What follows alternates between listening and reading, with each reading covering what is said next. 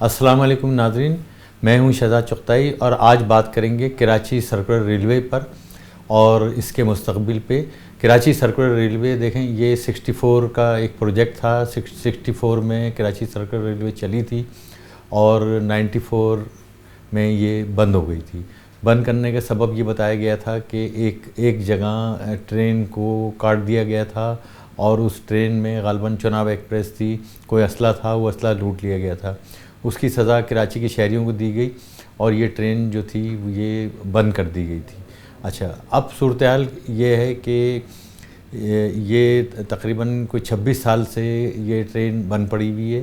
اس کا ٹریک جو ہے زیادہ تر حصے پہ اس کے قبضہ ہو گیا، لیکن وفاقی حکومت نے اس میں کراچی کے شہریوں کے ساتھ یہ مہربانی کی کہ اس نے ایک اس کو بحال کرنے کا ایک پلان بنایا اور اس کے تحت وزیر مینشن سے اور لانڈی تک، پپری تک یہ ٹرین جو ہے اب چل رہی ہے، جس پر وزیر اعلیٰ سندھ مراد علی شاہ نے اعتراض کیا ہے۔ انہوں نے کہا ہے، مطلب جس طریقے سے یہ ٹرین چل رہی ہے اور اس میں مسافر کم ہیں، اس سے آمدنی کم ہے، اور وہ یہ کہتے ہیں کہ کراچی یہ جو اس وقت جو ٹرین جس فارم میں چل رہی ہے، تو وہ یہ کہتے ہیں کہ کراچی جیسے شہر کے لیے یہ شان نہیں ہے یہ ٹرین۔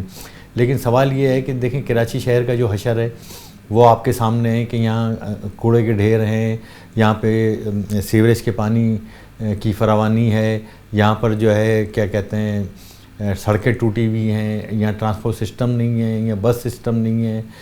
تو اس شہر کا جو حال ہے، تو اس حال میں جو یعنی کہ اتنی بری حالت میں کہ شہر کے اندر ایک نئی بس نہیں ہے۔ یہ جو منی بسیں اس وقت چل رہی ہیں یہ 40 سال پرانی منی بسیں، اور تقریباً 20 سال پہلے یہ جو مزدا چیسز ہے جس پر یہ منی بسیں بنتی ہیں، ان کا چیسز بنتا ہے، جو باڈی بنتی ہے، یہ 20 سال پہلے یہ مزدا کمپنی یہ انجن جو ہے وہ ختم کر چکی ہے۔ یہ انجن ہی اب نہیں بن رہے، لیکن یہ شہر کے اندر یہ منی بسیں اتنی پرانی چل رہی ہیں۔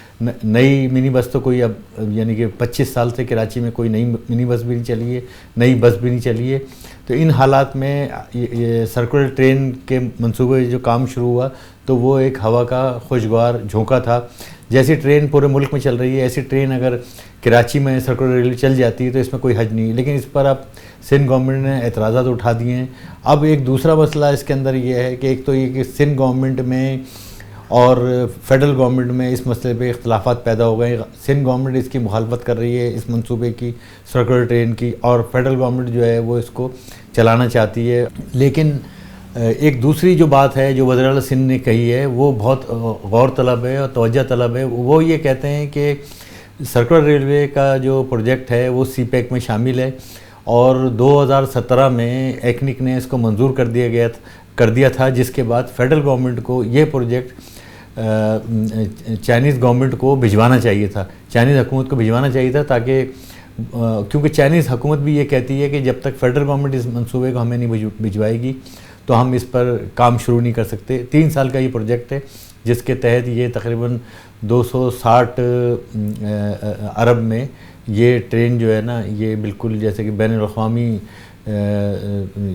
جو بڑے شہر ہیں وہاں پہ ٹرینیں چلتی ہیں، میٹرو ٹرین چلتی ہے، اس فارم میں یہ ٹرین جو ہے وہ چلے گی، اور اس پہ 260 ارب روپے کی اس میں انویسٹمنٹ ہے جو کہ چائنیز گورنمنٹ کرے گی، اور سی پیک کے تحت یہ مکمل ہوگی۔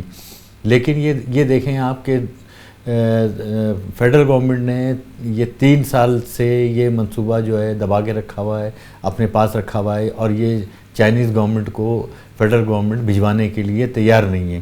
دوسرا المیہ یہ ہے کہ ایک جو دوسرا پروجیکٹ ہے ML1 کا جو پروجیکٹ ہے،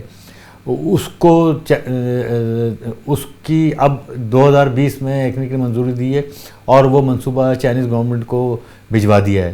تو یہ کراچی کے ساتھ زیادتی ہے، اور یہ کہا جاتا ہے کہ بھئی پروونشل گورنمنٹ جو ہے وہ کراچی دشمن ہے۔ اب یہ دیکھیں کہ یہ وفاقی حکومت کا کیا رول ہے کہ وہ کراچی کا ایک منصوبہ 3 سال سے دبا کے بیٹھی ہوئی ہے اور اس پہ کوئی پیش رفت نہیں ہو رہی۔ اچھا، یہ پہلا موقع نہیں ہے کہ کراچی کے ساتھ فیڈرل گورنمنٹ یہ زیادتی کر رہی ہے۔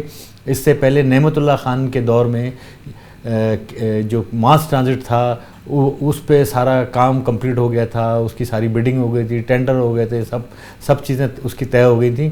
اس وقت بھی فیڈرل گورنمنٹ نے فیڈرل گورنمنٹ کا اس میں کوئی رول نہیں تھا، فیڈرل گورنمنٹ کو گارنٹی دینی تھی، تو فیڈرل گورنمنٹ نے گارنٹی دینے سے انکار کر دیا تھا، جس کے بعد ماس ٹرانزٹ کا پروجیکٹ جو ہے وہ بند کر دیا گیا تھا.